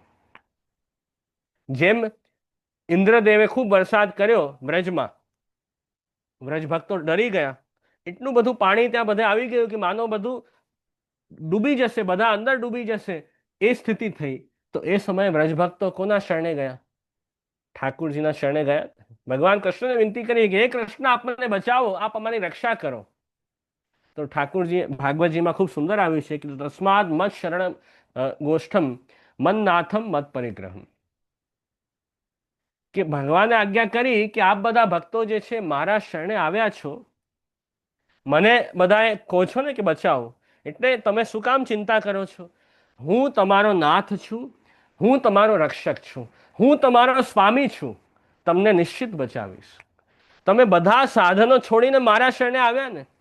ઠાકુરજીએ શું જોયું કે જ્યારે સંકટ આવ્યો ત્યારે બધા ભક્તો જે છે એમણે બીજા કોઈ સાધન નથી કર્યા, કે બીજા કોઈ અન્ય દેવ ઉપર ભરોસો નથી રાખ્યો કે એ મને બચાવશે. વ્રજભક્તોએ તો એક ઠાકુરજી ઉપર જ ભરોસો રાખ્યો કે ભગવાન શ્રી કૃષ્ણ જ મને બચાવશે. યા પોતાના બીજા કોઈ સાધન ઉપર એમને ભરોસો નહોતો કે ના અમે કંઈક ઉપાય કાઢી લેશું બચવાનો. એવું પણ એમને નથી કે અમારા કોઈ બીજા સ્નેહીજન છે એ અમને બચાવી દેશે. એવું પણ એમને નહોતું કે અન્ય કોઈ દેવતા ઋષિ કોઈ પિતરો બચાવે, કે આ લોક કે પરલોકના અન્ય કોઈ સાધનોથી અમારી રક્ષા થઈ જશે, એવું એમને ભાવ નથી. એમને તો એક પ્રભુ ઉપર જ વિશ્વાસ છે કે આ ભગવાન જ અમારા આશ્રય છો. એટલે ઠાકુરજી પણ કહ્યું કે તમે બધા સાધનોને છોડીને મારા શરણે આવ્યા એટલે હું જ તમારું રક્ષક છું, હું તમારો સ્વામી છું, એમ પ્રભુએ પણ કહ્યું. એટલે આપણે મહાપ્રભુજીએ જ આજ્ઞા કરી કે આપણે પણ જો આ એ જ ભાવથી કૃષ્ણાષ્ટક સ્તોત્રનો પાઠ પ્રભુ સન્મુખ કરશું તો ભગવાન આપણા માટે પણ એમ જ કહેશે કે તું શું કામ ચિંતા કરે છે, આટલી બધી ચિંતા કેમ કરે છે, હું તને હું તારી રક્ષા કરીશ. અને આ કોઈ આમ જ કહેની વાત નથી. ઇતિ શ્રી વલ્લભો બ્રવીત. મહાપ્રભુજી કહ્યું છે એટલે એ 100% સાચી વાત છે આપણા માટે. પછી એમાં કોઈ ડાઉટ આવે જ નહીં. એમ શહેરાયજી અહીંયા શું સુંદર આજ્ઞા કરી કે એવો વિશ્વાસ આપણે ઠાકુરજીમાં રાખવો.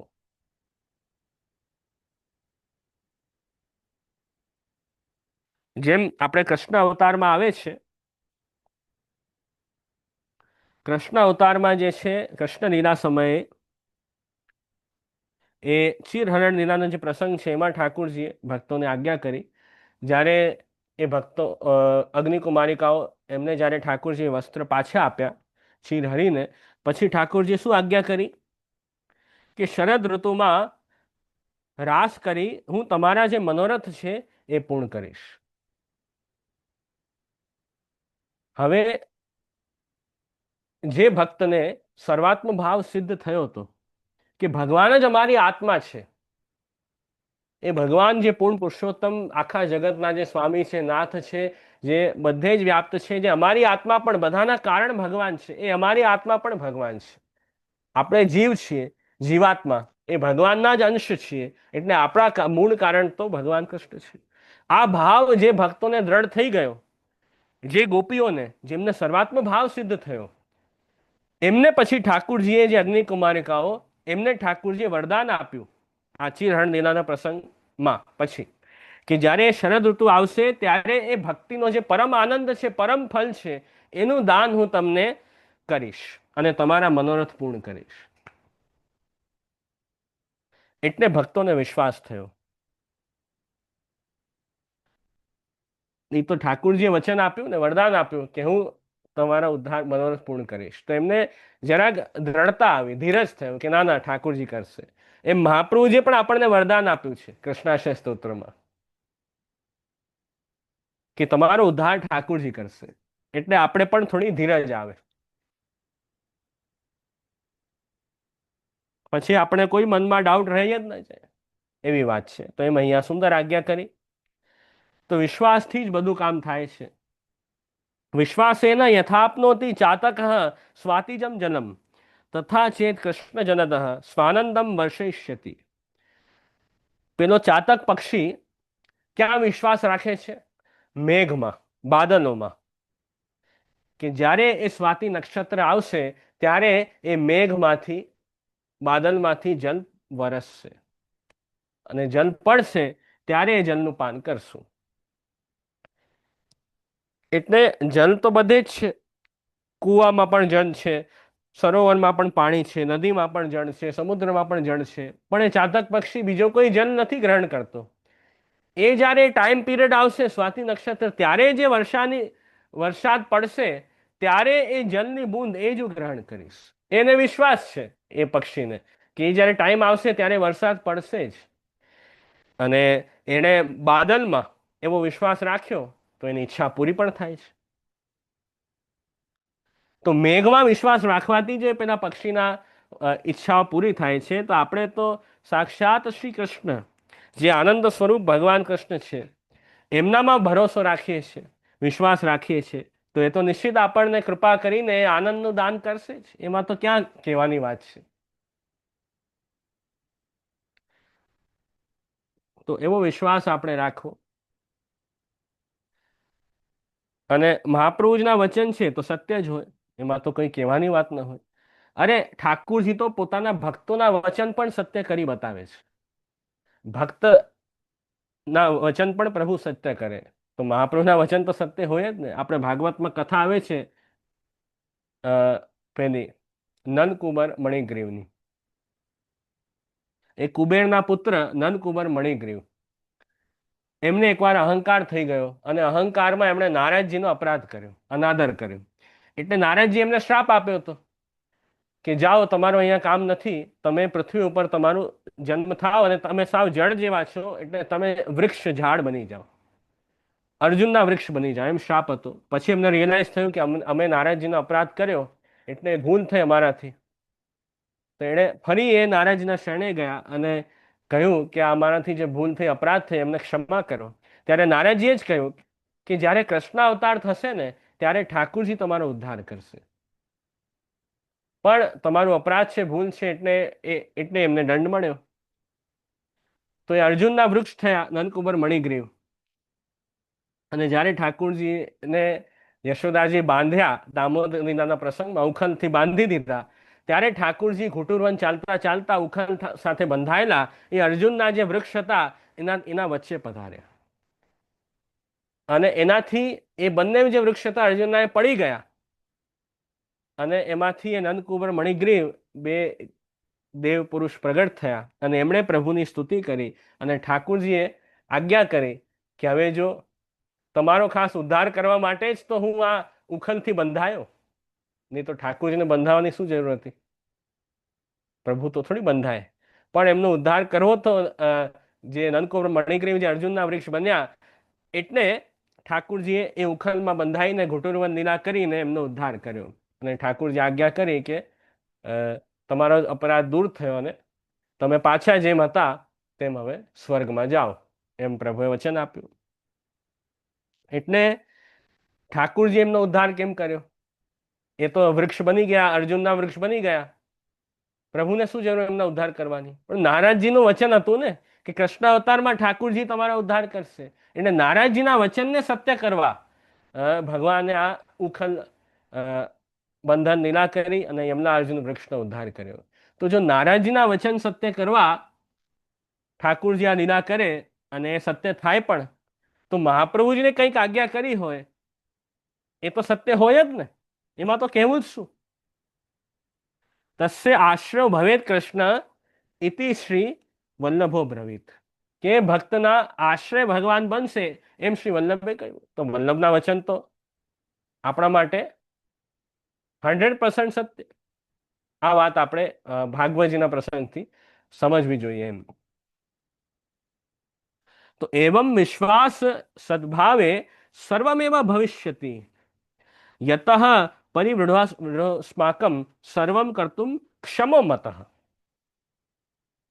તો એ જે પુષ્ટિમાર્ગીય વૈષ્ણવ શુદ્ધ ભાવથી જો વિશ્વાસ રાખે ભગવાનમાં, તો એમના સર્વ કાર્ય ઠાકુરજી સિદ્ધ કરાવે. કેમ કે ભગવાન કોણ છે? ભગવાન તો સર્વ સમર્થ છે. સહી સ્વતઃ સમર્થત્વાત ન સાધનમ અપેક્ષતે. એ ભગવાન સર્વ સામર્થ્યવાન છે, કર્તુમ અકર્તુમ અન્યથા કર્તુમ સર્વ સામર્થ્ય ભગવાનમાં બિરાજે છે. એટલે ભગવાન જે છે ભક્તનો ઉદ્ધાર કરવા કોઈ સાધનની અપેક્ષા નથી રાખતા કે યહ ઇતનું સાધન કરે તો યહ ફલ હોય. અન્ય દેવો હોય ને, બીજા દેવી દેવતાઓ, એ સાધનની અપેક્ષા રાખે કે આ વ્યક્તિ આટલી પૂજા કરે, આટલું ચઢાવો ચઢાવે, આટલું બધું કરે તો હું આને ફલ આપું. કેમ કે સકામ ઈચ્છા હોય, જે મર્યાદા માર્ગના જે લોકો હોય એમને સકામ ફલની ઈચ્છા હોય, એટલે એ નિશ્ચિત વિધિ વિધાન જે બતાવે, સાધન બતાવે, પૂરી કરે તો એમને પછી એ લૌકિક ફલ મળે. તો બીજા જે દેવતાઓ છે એ સાધનથી બંધાયેલા છે કે સાધન કરો ને ફલ લો. પણ ભગવાન કૃષ્ણની ભક્તિમાં એવું ન હોય. ભગવાન સાધનથી નથી બંધાયા. ભગવાન તો કોઈ સાધન ન પણ કર્યા તો પણ ભગવાન કૃષ્ણ ફલ આપી શકે. એવું સામર્થ્ય ભગવાનમાં છે. અન્ય દેવ દેવતાઓને તો જેટલું ઠાકોરજી પાવર આપ્યું છે એટલું જ ફળ આપે, અને એ પણ બધી વિધિ રૂલ્સ રેગ્યુલેશન્સ ફોલો કરે તો. પણ ભગવાન માટે નથી. ભગવાનને કોઈ સાધન ના કર્યા હોય તો પણ ઠાકોરજી ફળ આપી શકે. નિસ્સાધન ભાવ કોઈનો હોય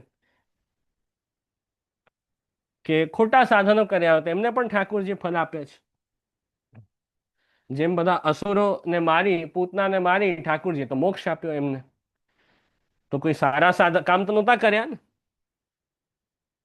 એ તો પૂતના તો મારવા આવી હતી ઠાકોરજીને, તો એ ઠાકોરજી એને માન્યું કે આ તો માતા જેમ બાળકને દૂધ પીવડાવે એમ માતાનું કાર્ય પૂતનાએ કર્યું, એટલે એને સદગતિ કરી ઠાકોરજીએ.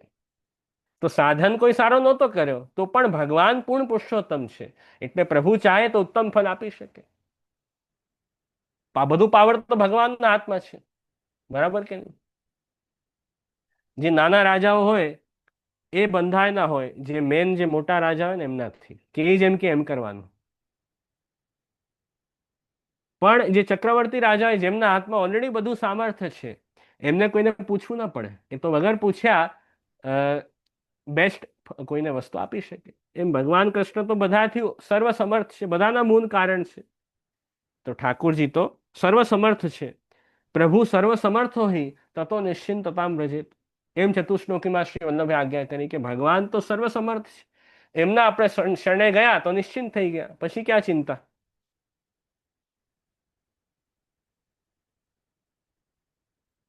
બરાબર. જેમ એક્ઝામ્પલ આપું ખાલી, જેમ કોઈ બહુ સારી કંપનીમાં કોઈને જોબ લાગી જાય તો એ માણસ એકદમ નિશ્ચિંત થઈ જાય કે હવે તો ક્યાં ચિંતા છે, સરસ કંપની છે એકદમ, હવે તો કંપની બહુ સારું મને ધ્યાન આપશે, બહુ સારી સેલેરી આપશે, હવે તો કોઈ ચિંતા જ નથી. એવું થઈ જાય ને એને.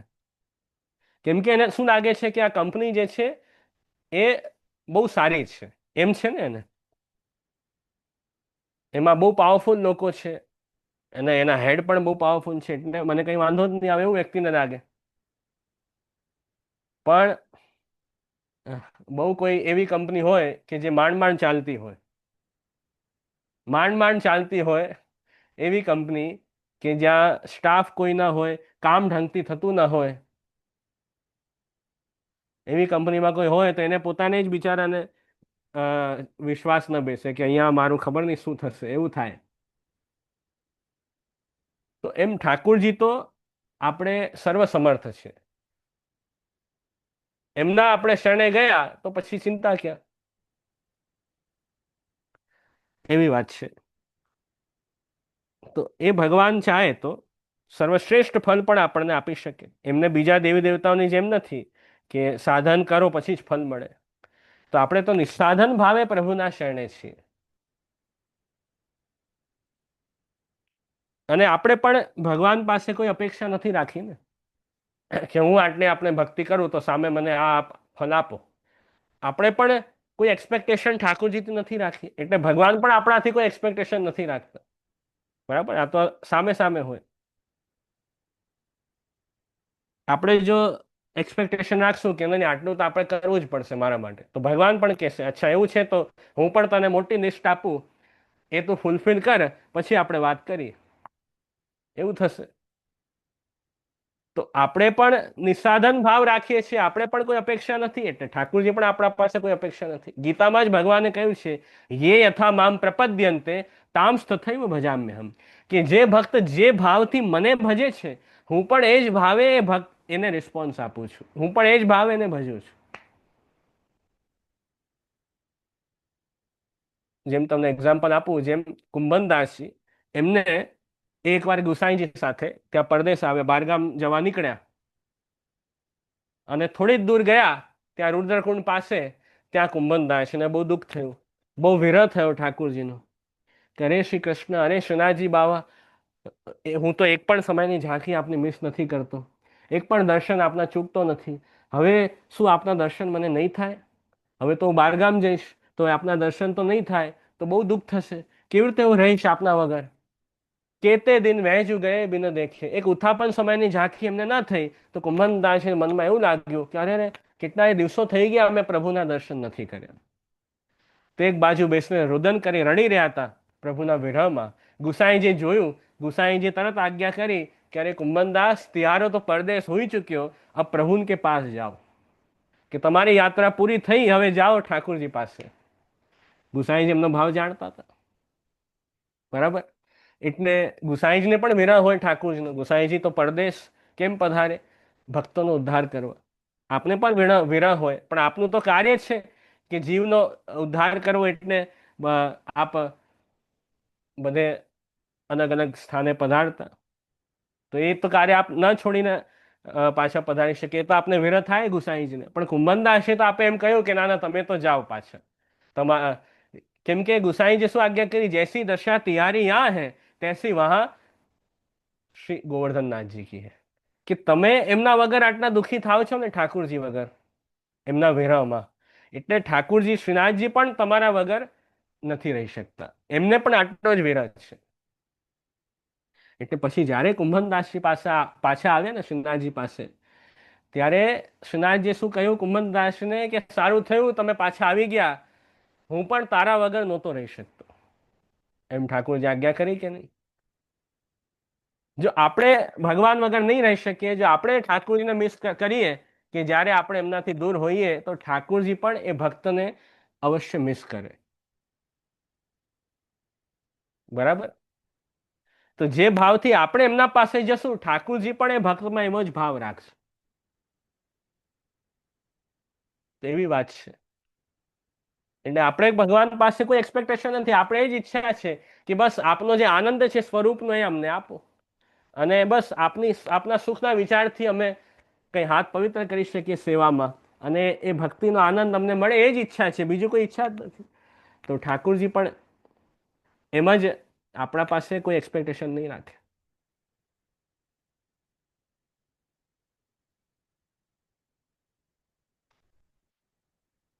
એટલે આપણે પણ એક શુદ્ધ પ્રેમ ઠાકુરજીમાં રાખવો, તો પ્રભુ પણ એ ભક્ત ઉપર પોતાની કૃપા દ્રષ્ટિ અવશ્ય રાખે છે.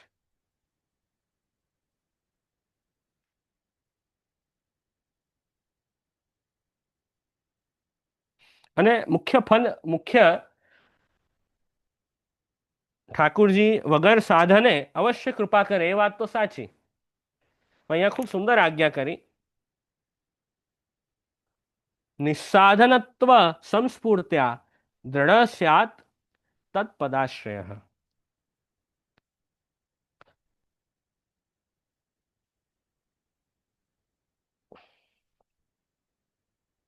अपने तदीय पर बिना साधन विशेष कृपा करत है. ठाकुर जी कृपा करे छे वगर कोई साधन है, पण जैसे ब्रजभक्त रास पंचाध्याय में अंतर ध्यान के समय अनेक साधन किए, लीला किए, पाछे निस्साधन हो के जब गुणगान किए, तब प्रभु अपनो ही आश्रय जानी के प्रगटे. એટલે જો રાસના અધ્યાયમાં શું આવે છે, રાસ પંચાધ્યાયમાં, કે જ્યારે એ બ્રજ ગોપિકાઓને સૌભાગ્ય મદ થયું, એમને એવું થયું ને મનમાં કે જો ઠાકુરજી તો અમારા ઉપર કેટલી કૃપા કરે છે. ગોપીઓના મનમાં શું ભાવ આવ્યો કે જેવી કૃપા ઠાકુરજી અમારા ઉપર કરે છે, એવી બધા ભક્તો ઉપર નથી, બીજા ભક્તો ઉપર નથી કરતા. એવો એમને ભાવ આવ્યો. એટલે એના કારણે સૌભાગ્ય મત થયો. એના કારણે ઠાકુરજી રાસમાંથી અંતર ધ્યાન થઈ ગયા, રાસમાંથી પધારી ગયા કે નહીં, એમના હૃદયમાં પધારી ગયા ઠાકુરજી. પછી સામે એમને દર્શન નથી આપી રહ્યા, એટલે એ ગોપીજનોને ખૂબ દુઃખ થયું, ખૂબ વિરહ થયું કે અરે ઠાકુરજી, અત્યાર સુધી તો આપ કેટલો સરસ આનંદ આપતા હતા અમને રાસનો, હવે આપ ક્યાં પધાર્યા? બહુ દુઃખી થયા ઠાકુરજીના વિરહમાં. અનેક સાધનો કર્યા, અહીંયાથી ત્યાં ગોતવા લાગ્યા ઠાકુરજીને કે ક્યાં ભગવાન પધાર્યા, ક્યાં પધાર્યા. એક વનથી બીજે વન જાય, ક્યારેક પીપળાના વૃક્ષને પૂછે કે ખબર છે ભગવાન ક્યાં છે, ક્યારેક તુલસીજીને પૂછે, એમ બધાને પૂછે કે ભગવાન ક્યાં પધાર્યા, કહો તો સહી અમને, અમને ક્યારે મળશે. પછી છેલ્લે એમણે બધા સાધનો છોડી દીધા, સાધન બળનો આશ્રય છોડ્યો, અને છેલ્લે એમણે શું કર્યું, ગોપીજનોએ દીનતાથી, નિસાધન ભાવથી પ્રભુના ગુણગાન ગાયા. ગોપી ગીતનું ગાન કર્યું ને, જયતિ તેધિકમ જન્મના વ્રજ શત ઇન્દિરા શશ્વદત્રે. એ ગોપી ગીતમાં ભગવાનની જે લીલાઓ છે એ એમણે ગાઈ. પ્રભુના ગુણગાન ગાયા, પ્રભુનું સ્વરૂપ એમણે ગાયું, લીલા ગાઈ, એનાથી ઠાકુરજી એમના ઉપર પ્રસન્ન થયા. એ દીનતાનો ભાવ એમની અંદર આવ્યો. સૌભાગ્ય મદના કારણે ઠાકુરજી અંતર ધ્યાન થયા. ફરી ગોપી ગીતના ગાનથી એ દૈન્યતા એમના અંદર આવી, દીનતા આવી, પ્રભુના ગુણગાન ગાયા તો ઠાકુરજી તરત પ્રસન્ન થઈને એમને ફરી ઠાકુરજીએ રાસમાં દર્શન આપ્યા અને એ જે મહારાસ, એનું સુખ, એનું આનંદ ઠાકુરજી એમને આપ્યું. તો વિચાર કરો, ઠાકુરજી પુનઃ કેમ પ્રગટ થયા રાસમાં? એ દીનતાનો ભાવ, એ પ્રભુના ગુણગાનથી. કોઈ સાધનથી પ્રસન્ન નથી થયા ઠાકુરજી. સાધનો તો ખૂબ કરે એમણે ભગવાનને ગોતવાના, પણ પ્રભુ ના પ્રગટ થયા. પણ એ દીનતા એમના અંદર આવી, એ પ્રભુના ગુણગાન ગાયા, એ પ્રભુની લીલાઓ એમણે ગાઈ, એનાથી જલ્દી ઠાકુરજી પ્રસન્ન થયા. તો આપણે પણ દીનતાનો ભાવ રાખીને પ્રભુના ગુણગાન ગાશું ને, પ્રભુની લીલા જો આપણે ગાશું પ્રભુ સન્મુખ, તો ઠાકુરજીને આપણા ઉપર પણ ખૂબ પ્રસન્નતા થશે, ખૂબ કૃપા કરવાની ઈચ્છા થશે. એટલે સેવા સમયે તો આપણે પ્રભુ સન્મુખ લીલા કીર્તન રૂપે ગાઈએ જ છે, પણ સેવાથી બહાર આવી અનવસરમાં પણ આપણે એ ભાગવતજી 84-252 વૈષ્ણવની વાર્તા, મહાપ્રભુના ગ્રંથો, એનું ચિંતન સતત મનમાં કરવું જોઈએ. તો એ દૈન્યતાનો ભાવ આપણા અંદર આવશે અને પ્રભુના ગુણગાનથી પ્રભુ પ્રસન્ન થશે. તો નિસ્સાધનતાનો ભાવ આપણા અંદર કેવી રીતે આવશે? જેટલું વધારે આપણે ભગવન લીલાનું સ્મરણ કરશું, પ્રભુના સ્વરૂપને જાણશું, શ્રી વલ્લભની વાણીને સમજશું, એટલું વધારે જે છે આપણા અંદર દીનતા અને નિસ્સાધનતાનો ભાવ આવશે અને એનાથી ઠાકુરજી પ્રસન્ન થઈ જશે. તો બીજા કોઈ સાધનની અપેક્ષા નથી ઠાકુરજીને આપણા પાસે, આપણાથી બીજી કોઈ એક્સપેક્ટેશન નથી ભગવાનને, પણ એ દીનતા અને શુદ્ધ પ્રેમ, બસ એટલું જ જોઈએ છે. એ તો હોવું જોઈએ ને. એ પણ નહીં હોત તો કેમ જાણશું? કમસે કમ એટલું તો હોવું જોઈએ ને. ખૂબ સુંદર શાસ્ત્રમાં આવે છે કે ભગવાનને આપણે શું આપી શકશું? આપણા પાસે છે શું જે ભગવાનને આપશું? કિમ આસનમ તે ગરુડ આસનાય, કિમ ભૂષણમ તે કૌસ્તુભ ભૂષણાય, લક્ષ્મી કનત્રાય કિમસ્તિ દેયમ, વાગીશ કિમ તે વચનીયમ અસ્તિ. ખૂબ સુંદર શાસ્ત્રમાં કહ્યું છે કે ગરુડજી જેવું આસન જેમના પાસે છે, એવા ભગવાનને આપણે શું મંદિર આપશું? ગરુડજી જેવા આસન પણ ભગવાન બિરાજમાન છે, એમને આપણે શું સિંહાસન આપશું? અને કૌસ્તુભ મણિ જેમણે ધારણ કરી છે, એમને આપણે શું શૃંગાર આપશું? લક્ષ્મી કનત્રાય કિમસ્તિ દેયમ. લક્ષ્મીજીના જે પતિ છે, લક્ષ્મીના જે નાથ છે, એમને આપણે શું ધન આપશું? અને જે વાણીના પતિ છે, વાકપતિ છે, એમની તો આપણે શું સ્તુતિ કરશું? બરાબર. તો એમના પાસે તો છે જ પેલાથી બધું. આપણે તો કેવલ બે હાથ જોડીને પ્રેમથી ઠાકોરજીને દંડવત પ્રણામ કરી શકીએ, દીનતાથી, પ્રેમથી આપણે સેવા કરી શકીએ, તો એ ગમશે ઠાકોરજીને. તો આપણો પ્રેમ, આપણો ભાવ, નિસ્સાધનતાનો ભાવ, દીનતાનો ભાવ, એ જ આપણે સેવા દ્વારા પ્રભુને સમર્પિત કરી શકીએ. તો એ તો આપણો ભાવ એક્સપ્રેસ કરવાનો પ્રકાર છે. આપણે સેવામાં જે પણ ઉપચાર કરીએ છીએ ઠાકોરજી માટે, બધું ઠાકોરજી માટે સાહિત્ય પણ સિદ્ધ કરાવીએ છીએ, શૃંગારે સિદ્ધ કરાવીએ છીએ, બધું પ્રભુ માટે ઘણું બધું કરીએ છીએ આપણે. એ આપણો પ્રેમ પ્રભુ માટે પ્રગટ કરવાનો પ્રકાર છે. એ પ્રેમ એક્સપ્રેસ કેવી રીતે કરીએ આપણે? તો સેવા દ્વારા. એનાથી એ પ્રેમ એક્સપ્રેસ કરી. કેમ કે જેને ભાવ હોય ઠાકોરજી માટે, એ તો ઘણું બધું કરશે જ ને ઠાકોરજી. જેટલી ઠાકોરજી આપણને શક્તિ આપી છે, સામર્થ્ય આપ્યું છે, એટલું તો આપણે અવશ્ય કેમ નહીં કરીએ સેવા ઠાકોરજી? ભાવ હશે તો કરશું જ ને. તો આ બધી વસ્તુ જે છે, સાધન સંપત્તિ, એ બધું આપણે પ્રભુમાં નગાડવું જોઈએ, એ બધું પ્રભુ માટે કરવું જોઈએ દીનતાથી. એનાથી પ્રભુ પ્રસન્ન થશે. એમ અહીંયા ખૂબ સુંદર આપશ્રીએ અહીંયા શિક્ષાપત્રમાં આજ્ઞા કરી કે નિસાધનત્વ સંસ્ફૂર્ત્યા દ્રઢ સ્યાત તત્પદાશ્રય, કે ભગવાનનો આશ્રય પણ એ દીનતાનો ભાવથી, નિસાધન ભાવથી, ભગવાન ગુણગાન કરવાથી, એનાથી દ્રઢ થશે. તો એવા કૃપાળુ, એવા દયાળુ ઠાકોરજી છે, જેમની આપણે સેવા કરીએ છીએ, જેમના શરણે જઈએ છીએ. તો એવો વિશ્વાસ ઠાકોરજીમાં રાખવો. અને વિશ્વાસ રાખવા માટે કન્ડિશન શું છે? કે અસુરાણામ અવિશ્વાસ તથા તત્સંગીનામ અપી મતિ મોહો મહાદોષ નિધાનમ સંભવિષ્યતિ. કે જો આપણને દુસંગ થઈ જાય, જો અસુર લોકોનો સંગ થાય, કે જેમને ઠાકોરજીમાં જ ભાવ નથી, એવા લોકોનો જો આપણને સંગ થઈ જાય તો એનાથી ધીરે ધીરે એ વ્યક્તિ આપણને પણ ભગવાનમાં વિશ્વાસ ઓછો થઈ જશે.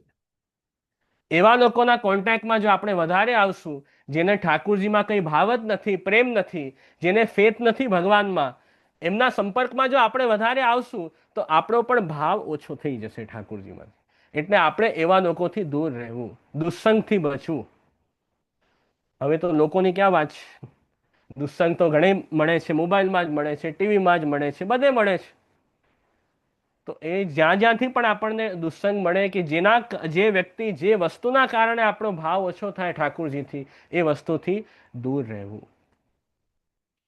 તો એ ટીવી અને મોબાઈલનો પણ સદુપયોગ કરો તો સારી વાત છે. એમાં પણ હવે સત્સંગ આવે છે તો એમાં પણ સત્સંગ સાંભળો તો એ સારું, એનો બેસ્ટ યુઝ છે. તો ટીવી કે મોબાઈલને ખરાબ નથી, પણ એનું આપણે યુઝ સારું કરવું જોઈએ સત્સંગ માટે, તો સારી વાત છે.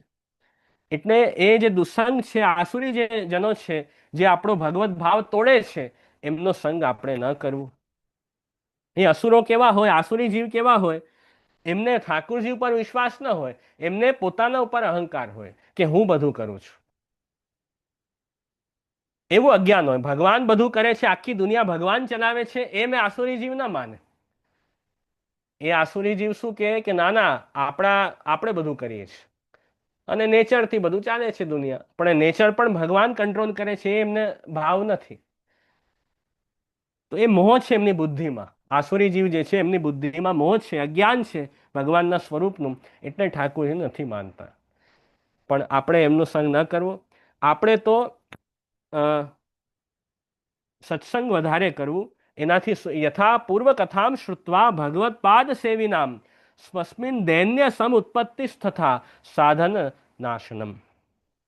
આપણે ભાવ કેવી રીતે વધશે આપણો, એના માટે ખૂબ સુંદર હરિરાયજી આજ્ઞા કરી કે પ્રથમ તો આપણે વિચાર કરવો કે જે રીતે જો પ્રહલાદજી, ધ્રુવજી, વ્રજભક્ત, કેવા કેવા ભક્તોની કથા આવે છે ભાગવતજીમાં, એ ભક્તોએ કેવી રીતે ઠાકુરજીની ભક્તિ કરી એ આપણે સમજવું. અને આપણા 84,252 વૈષ્ણવો, એમણે કેવી રીતે ઠાકુરજીને પ્રસન્ન કર્યા, એમણે કેવી રીતે સેવા કરી જેનાથી પ્રભુ પ્રસન્ન થયા, તો એ આપણે વધારે સાંભળવું. એટલે આપણા અંદર એ ભાવ આવશે કે જે ભક્તોને ઓલરેડી ઠાકુરજીનો અનુભવ થયો, એ ભક્તોનું જે ચરિત્ર આપણે વાંચશું તો આપણને ખબર પડશે કે ના ના, ઠાકુરજીને પ્રસન્ન કરવા હોય તો આમ આપણે જીવન જીવવું જોઈએ. પ્રહલાદજી, એમના જીવનમાં તો કેટલા દુઃખ આવ્યા, કેટલી તકલીફો એમના પિતાએ જ આપી એમને મારવા સુધીના પ્રયત્ન કર્યા, મરણ સુધીનું દુઃખ એમના માથે આવ્યું, પણ એમનું વાળ પણ વાંકું ન થયું. ઠાકુરજીમાં કેવો વિશ્વાસ પ્રહલાદજીને, કેવો ભરોસો, સતત ઓમ નમો ભગવતે વાસુદેવાય સતત બોલ્યા કરતા. તો ઠાકુરજીએ એમના જીવનની દરેક પરિસ્થિતિમાં એમની રક્ષા કરી છે. તો એમનો ભાવ કેવો દ્રઢ રહ્યો પ્રહલાદજીનો કે કંઈ પણ આવે લાઈફમાં, મારે જે છે એ ભગવાનનો આશ્રય નથી છોડવો, મારે પ્રભુ ઉપરથી વિશ્વાસ નથી છોડવો. એમનો કેવો વિશ્વાસ પ્રભુમાં, ઠાકુરજી પણ એમના ઉપર પ્રસન્ન થતા. તો એ રીતે જો આપણે પ્રભુના શરણે જશું, એવો ભાવ જો લાવશું, તો આપણા અંદર એવો પ્રેમ પ્રગટ થશે ઠાકુરજી માટે, અને ઠાકુરજી પણ ઓલવેઝ આપણા ઉપર પ્રસન્ન રહેશે, કૃપા જ કરશે. તો આપણે સેવા તો કરીએ છીએ, બહુ સારી વાત છે, પણ સેવાના અનવસરમાં જેમ શ્રી મહાપ્રભુજીએ ભક્તિવર્ધની ગ્રંથમાં આજ્ઞા કરી છે કે સેવાયામવા કથાયામવા યસ્યા શક્તિ દૃઢા ભવેત યાવત જીવમ તસ્ય નાશો ન ક્વાપી એતિ મતિર્મમ. કે ભગવત સેવા અને સેવાના અનવસરમાં ભગવત કથા, એનું આપણે બને એટલું વધારે ભાગવતજીનું વાંચન કરવું, એ પ્રભુની કથા, એ લીલા એ નિત્ય સાંભળવી, એ ભગવદીઓના ચરિત્ર નિત્ય સાંભળવા, એ મહાપ્રભુનું ચરિત્ર સાંભળવું. એનાથી આપણો ભાવ જે છે એ ટક્યો રહેશે. અને એ પણ વારંવાર રોજ કરવું. એવું નહીં કે જે એકવાર ષોડશ ગ્રંથ વાંચી લીધા, એકવાર ભાગવતજી વાંચી લીધી, એકવાર 84,252 વાર્તા વાંચી લીધી, બસ થઈ ગયું, એમ ના હોય. એને વારંવાર રિપીટ કરવું પડશે, ત્યારે એ ભાવ આપણું ટકશે, એના વગર નહીં થાય. જેમ તમે પણ બધા વૈષ્ણવો છો, કેટલા ટાઈમથી બધા ઓનલાઈન સત્સંગમાં જોડાવ છો કે નહીં? તો એટલા ટાઈમથી સત્સંગમાં જોડાવો છો ત્યારે તો એ ભગવત ભાવ રિચાર્જ થાય છે ને, રોજ રોજ એવરીડે રિચાર્જ થાય છે તમારો ભાવ બધાનો, એ સત્સંગના કારણે. તો એ રિચાર્જ કરવું હોય તો આપણે સતત એમાં જોડાવવું પડશે, તો જ થાય. તો બહુ સારું તમે બધા વૈષ્ણવે પકડી રાખ્યું છે ઓનલાઈન સત્સંગને. કેટલાય વર્ષોથી, લગભગ 5-1 વર્ષ તો મને થઈ ગયા આમાં, આ સત્સંગમાં આવતા. પણ બહુ સારી વાત છે, ખૂબ કૃપા છે ઠાકોરજીની કે આટલું મન આપ બધા વૈષ્ણવનું સત્સંગમાં લાગી રહ્યું છે, તો બહુ મોટી વાત છે. તો એમ આપણે સદા કરવું. એ સત્સંગ આપણા માટે, જેમ અમુક દવાઓ હોય ને, ડૉક્ટર કે તમારે ઇમ્યુનિટી બૂસ્ટ કરવા માટે રોજ લેતા રહેવી, એમ કે ને ડૉક્ટર. ઘણી દવા તો એવી હોય કે જ્યાં સુધી ડૉક્ટર કે ઉપર ન જાઓ ત્યાં સુધી તમારે ખાવાની, એમ કે. અને અમુક દવા ઇમ્યુનિટી બૂસ્ટર હોય તો એ તમારે રોજ એક જમીને લઈ જ લેવાની. એમ સત્સંગ પણ આપણા માટે એવું જ છે કે ક્યારે છોડવું નહીં. એ આપણે એવરીડે કરતા જ રહેવાનું. એનાથી આપણા અંદર રહેલા જે દોષો છે એ દૂર થઈ જશે. એનાથી આપણો ભાવ પ્યોર થશે. આપણી બધી ઇમ્પ્યોરિટીઝ જે અંદર છે અંદરની બધી નીકળી જશે, ભાવ પ્યોર થશે.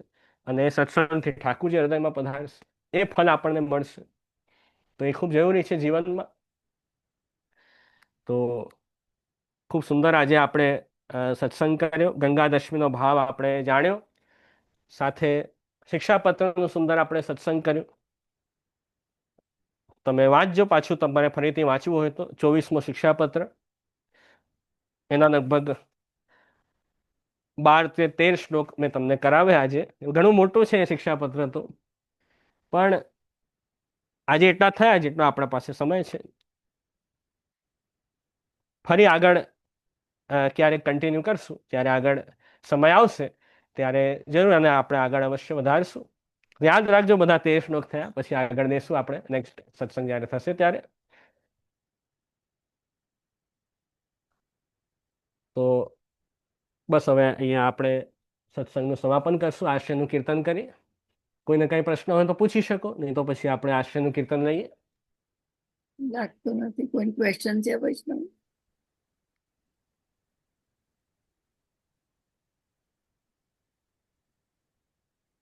લાગતું નથી જે જશે.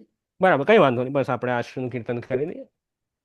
દૃઢૈના ચરણન કેરો ભરોસો, દૃઢૈના ચરણન કેરો ભરોસો, શ્રી વલ્લભ નખ ચંદ્ર છટા બિન, સબ જગ માજ અંધેરો ભરોસો, દૃઢૈના ચરણન કેરો ભરોસો, સાધન और नहीं या कली में, जासो होय निवेरो, सुर कहा कहे द्विविधान धरो, बिना मोल को चेरो भरोसो, दृढ़ चरणन केरो भरोसो, दृढ़ चरणन केरो भरोसो, दृढ़ चरणन केरो भरोसो. श्री वल्लभाधीश की जय, श्री गोसाई जी परम दयाल की जय, श्री गोवर्धन नाथ की जय, श्याम सुंदर श्री यमुने महारानी की जय, श्री गिरिराज धरण की जय, श्री मदन मोहन लाल प्यारे की जय.